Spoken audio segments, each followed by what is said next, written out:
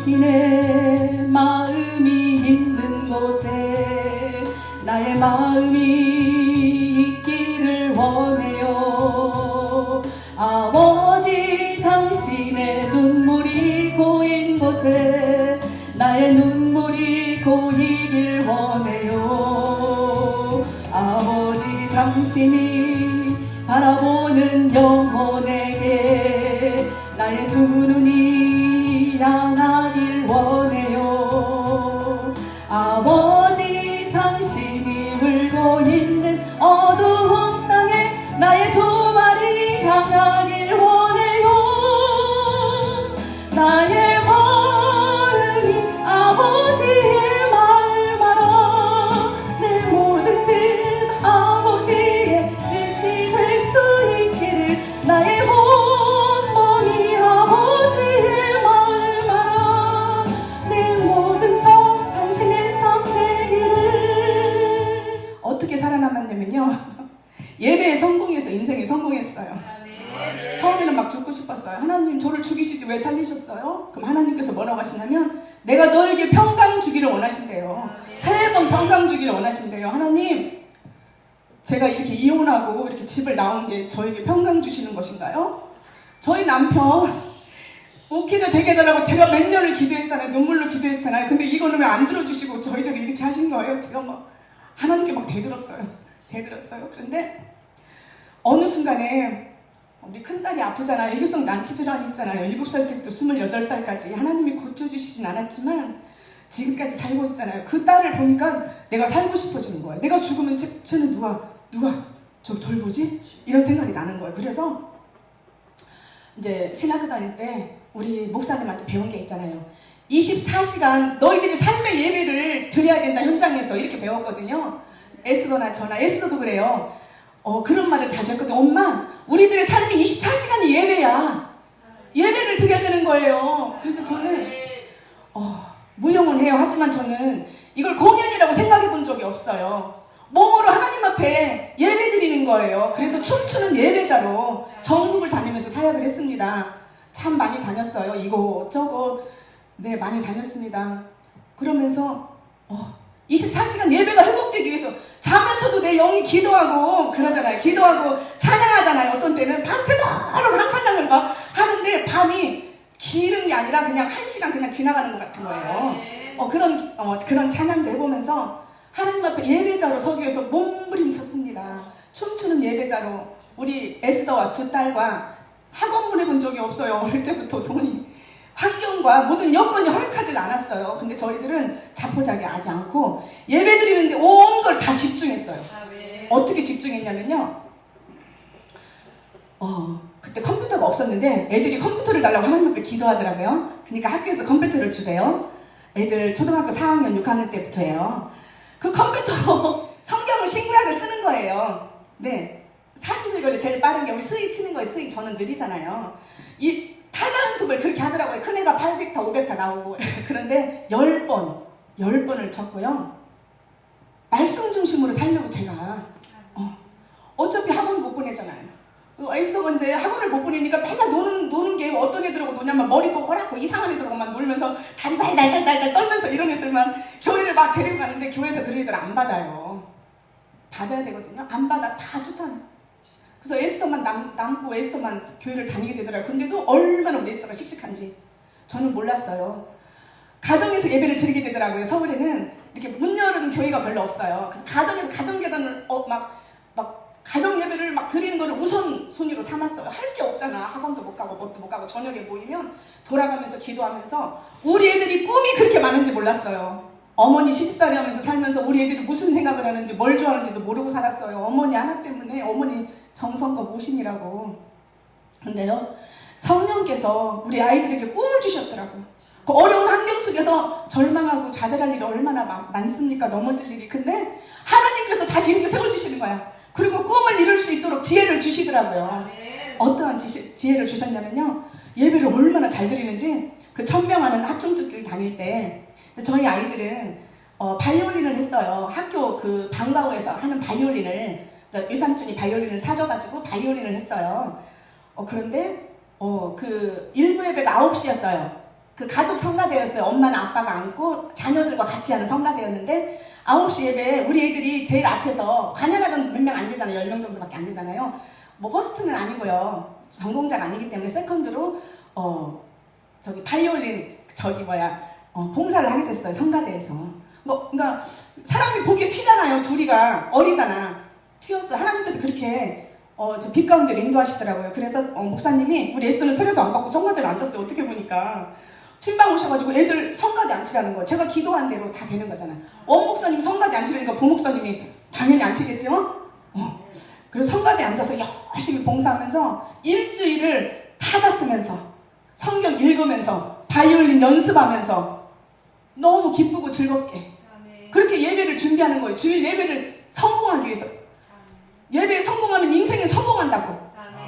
자, 때로는 에스더가 말을 계속 잘 들었겠어요? 안 듣죠. 우리 에스더가 꼬뚱해서 그냥 꼴찌에서 2번째, 3번째 발발발 했어요. 학원도 안 다녀, 공부도 안 해요. 나는 공부 못하는 딸하고는 사는데 예배 안 드리는 딸하고는 못 산다. 그리고 짐을 싸가지고 다 밖에 던져버렸어요. 그리고 저는 얼마나 무서웠겠어요. 여자가 잘못되면 안 되잖아요. 막 비가 오는데 부슬부슬 오는데 고집이 세가지고 끝내 안 들어오잖아. 안 들어와. 지금 언니가 해도 안 들어오고 내가 가서 이제 좀 들어오게 생겼잖아요. 그러면 비를 처마 밑에서 비를 멈추고 있는데 내가 딱 나가면 도망가는 거야. 나한테 이제 어미장군이라고. 그래도 저 꿈쩍도 안 했어요. 울면서 하나님 앞에 기도했어요. 저는 애들을 예배 중심으로 그렇게 키우고 싶었던 거예요. 아무것도 할 수가 없어서. 누가 도와주는 사람도 없었어요.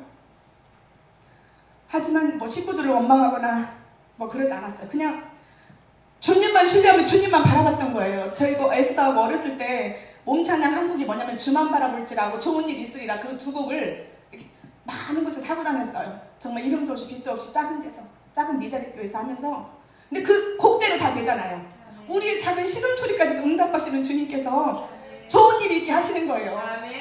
근데 우리 에스더가 어느 날 근데 그 큰 교회에서 워십을 했잖아요. 근데 확 튀잖아요. 이쁘잖아.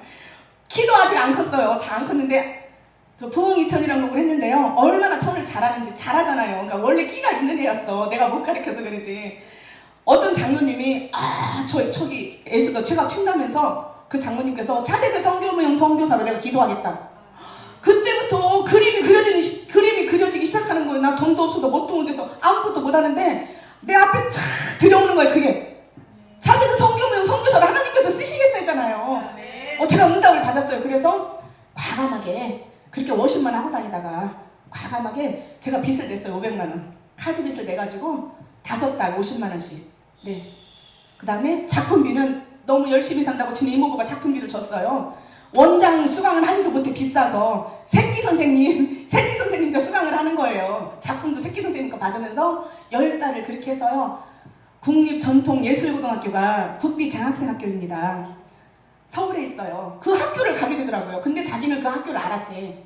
그래가지고 어떻게 가정예배 드리면서 2년을 열심히 기도를 하는 거예요. 그 학교 하나님 보내달라고. 처음에는 바이올린을 전공할 줄 알았잖아요. 바이올린을 제가 조금 가르쳤어요. 서울시에서 후원받고 이렇게 해서. 근데 우리 에스더가 포지션은 잘 되는데 비브라토가 안 돼. 비브라토가 안 되고 우리 한나는 아파서 힘이 없는데 포지션은 안 되는데 비브라토가 잘 돼갖고 중후한 소리를 잘 내요. 이렇게 반대가 되더라고요. 근데 이제 그렇게 해서 그 학교를 갔잖아요. 선생님이 불러가지고 너 그 학교 됐니? 살짝 물어보는 거야. 왜냐면 너무 세서 안 될 것 같잖아. 얘가 안 했잖아. 많이. 근데 합격시켜주신 거 하나님께서. 자, 한 학기에 400만 원 벌고 다녀. 돈을 하나도 안 내잖아요. 서울시 장학금 1년에 300 받아요. 그 다음에 기숙사비 20만 원 개인 후원받고 학교를 다녔어요. 저는 아무것도 할 수 없어서 천부의 의지가 없어서 붙들고 나갑니다. 울면서 기도했어요. 하나님 저 어떡해요? 달라고 못해요. 하나님 저 어떡해요? 근데 하나님께서 그렇게 하셨어요. 그래서 졸업하고 그 다음에 이제 하나님께서 믿음을 주시고 싶었는지 기독대학교에 보내셨어요. 기독대학교에도 단과대학인데 무용과가 있더라고요. 네, 은평구에. 그 학교를 다니면서 아브라함은 콩가루지 같다고 이렇게 말을 하고 한 번 하는데 목사님들이 얼마나 예뻐하는지 에스더를 에이프를 다 주고 골통이 나면서 4차원으로 했어. 근데 사람한테 또 엄청 잘하잖아요. 이렇게 많은 사랑을 받고 다니더라고요. 아빠 사랑이 없고 엄마 사랑이 없는 대신에 그렇게 많은 목사님들의 사랑을 받으면서 저랑 워십 다닐 때 그 축복 기도를 목사님들이 엄청 해주셨어요. 근데 지금 없었어요. 내가 하나님 대학원 보내주세요, 못 보내주세요, 이 길에 이렇게 기도해본 적이 없어요. 나는 그냥 4세대 선교명 선교사로 주님이 알아서 가르치셔서 사용해주세요. 난 내 딸이 아니에요. 이미 선교사를 하나님 앞에 내놨어요. 제가 해줄 수 있는 게 없어서. 저도 사역만 하고 뭐가 있나요? 없어요. 네, 그래서 그렇게 하고 이번에 이제 간증하고 싶은 게 뭐냐면, 그리고 끝날 줄 알았잖아요. 막막해. 근데 하나님께서 또 꿈을 주시는 거예요. 또 꿈이 더 있어. 아직도 지금 꿈이 안 이루어졌어요. 그래서 대학원을 가더라고요.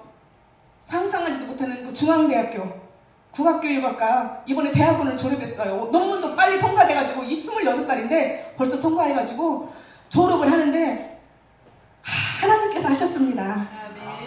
하나님의 은혜가 아니고서는 이 자리에다가 어떻게 저희들이 갈 수가 없어요. 제가 발도 뛸 수 없어요. 물 한 모금도 제 마음대로 못 먹어요. 어떤 사람들은 정말 물 먹기가 그렇게 힘들대요. 막 살에 걸려가지고 기침하고. 제가 그래요. 물 한 모금도 하나님이 허락하지 아니하시면 먹지를 못하는 아버지, 저 그런 상태예요. 근데 하나님께서 하셨습니다. 하나님께 영광의 박수 올려드리겠습니다.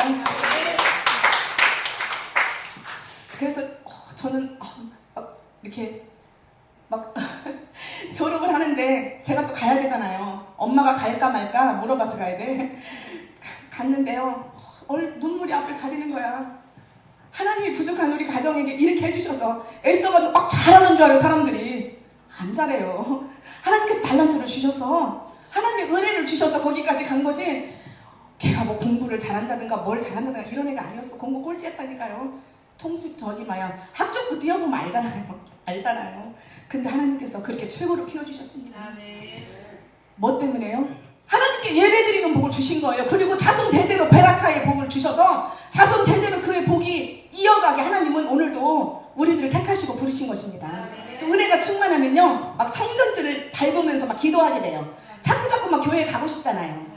자꾸 교회에 가고 싶잖아요. 제가 그랬어요. 제가 시골에 살릴 때, 어머니 모시고 살릴 때 막 은혜로 사니까 교회를 막 내 집처럼 드나들었어요. 하루 몇 번이고 갔어요. 어머니를 위해서 막 1,000번 자면서 하루에 3번씩 가고. 네.